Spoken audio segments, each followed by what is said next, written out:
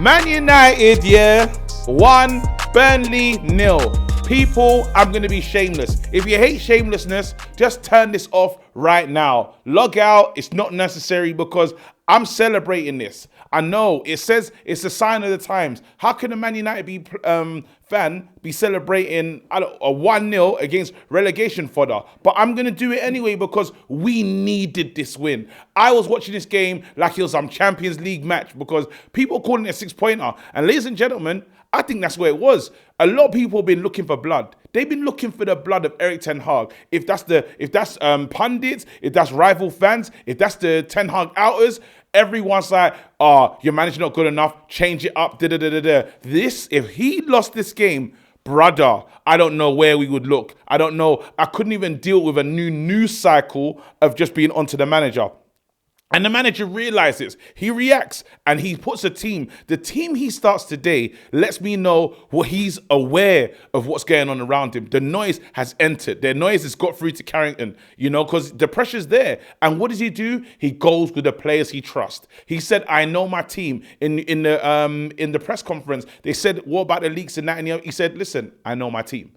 That means, and Owen broke it down perfectly, I know the people I can trust, and I probably know the people that are chatting rubbish about me. And guess what? I'm going to start the players that I trust. 90 minutes, he didn't want to make any changes. Not one single change. And I've been critical about Hannibal Medjugorje. I said, you know what? Don't think he's going to cut the mustard. I can see he's a level above all the other players, other youth players, academy players, but I just thought, don't know what it's going to be. I know he likes to fight, but has he got, tactical understanding? Can he read the game? Can he be trusted?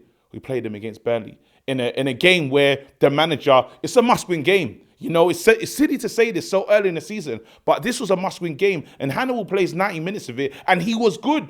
He was doing things that I've been waiting for the other players to do. Eriksen, McTominay, Rashford, all these players that have just not done their duties, just giving it to somebody else.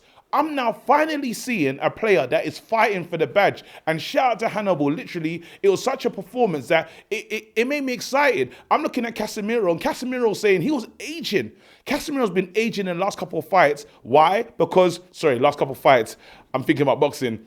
Casemiro's aging in the last couple of games. Why? Because, there's been no support in that midfield. He's been there pretty much on his own. Now we're seeing a Casemiro that has some more support. In a McTominay, who, let's say, as the Steph gender is crazy, yeah? In the McTominay thing, is crazy. But Steph was right. There's things that he's there, but he's not doing much. He's just there. And you know what? The problem with him versus Eriksen is not even there, and there's no control. So that's why I say the similar thing. Like, we finally had some sort of midfield that was bypassed. Now, do I hate the fact that Bruno goes wide right? I'm not a big fan of it, but then Bruno scores a good goal today. I'm not going to go too crazy and be like, oh my God, my captain's back. Because no, I need to see more big performances. Bruno needs to show up for 9-10 games. Solid. Bruno's probably been one of those players that you say has been very consistent, and he's been left wanting. I love Bruno. Bruno's my favorite player at Man United, but then you have to be honest with what we've been seeing. And what we've been seeing is probably not as good as we needed it to be. But anyway, we talk about Rashford Højlund. You can tell the noise has finally got through to Rashford that he doesn't pass enough to Højlund. So what did Rashford do today? Pass to Højlund at all moments. There's times when Hannibal's free, doesn't really pass to him. Rashford, what we need from you is just being a bit more clever, being a bit smarter with the decisions that you're making. That's what we need to see. But we can tell that a relationship is trying to be built up. And I'm behind this because if Rashford and Højlund can get that Martial type understanding, we're in for a treat. Again, strikers live on goals. You can see Højlund is, oh my goodness. How long has it been since you've had a striker that can actually play 90 minutes? We had that today. But we can't leave out what we saw at the back today. We're talking about Lindelof and Johnny Evans. The game starts, and I'm like, Johnny, I don't know. I wasn't bad about it because I said, he's here. Hopefully he can do something for us. Oh my goodness. There's a big heavyweight fight on behind me, and I'm just trying to stay in this thing woo! Big punches are being thrown. I wish Man United were this dangerous. But yeah, let's just get onto it and talk about how How mad, yeah?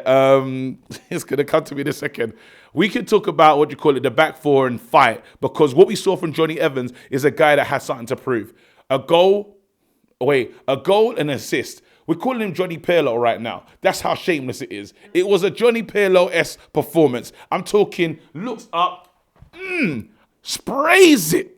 Bruno, first time, scores a wicked header. And this is a message. I said it before in the match, I'll say it right now. It's a message to the Maguires and Sanchos of this world.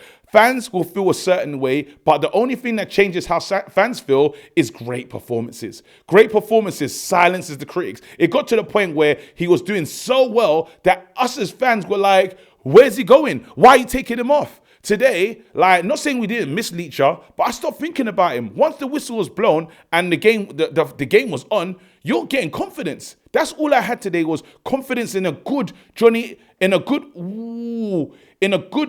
Evans performance today. Literally, I'm expertly proud of what I saw today. Literally, I'm really happy with Johnny Evans, and he's done a credit to himself. Again, another player to talk about, Lindelof. Lindelof just does what Lindelof needs to do. Yes, there was a little moment where they get in and they hit the post. That's the only moment I can really think of. What's his name? Kalisho or something like that. That's the kid's name. But he was dangerous, running at us all day. Man United kind of weathered the storm. There was that Jay Rodriguez bit at the end, but I can't think of much rather than that, even though they had 63% of the ball.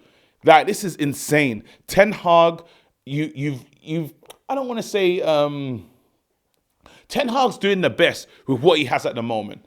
He doesn't have much, but he's trying. Ten Hag is fighting, and we got to get behind him. Listen, people, we are mudded. Mudded FC, what they call us, Statement FC, Jailhouse FC. There's bare names for us, but what we needed today was just some positivity. That's all we needed. We needed a team that says, you know what, we're going to turn the corner. Everyone wants to see us fail. The world wants to see Man United fail. And what Man United fans need to do is come together, batten down the hatches and say, this is our team, this is our club, and we're not going to allow it. We're not going to allow people to chat rubbish, whatever their breeze is saying. Yes, it's a relegation fodder, but we're moving. We're heading forward, and we need to go in the right direction, but we need to go together.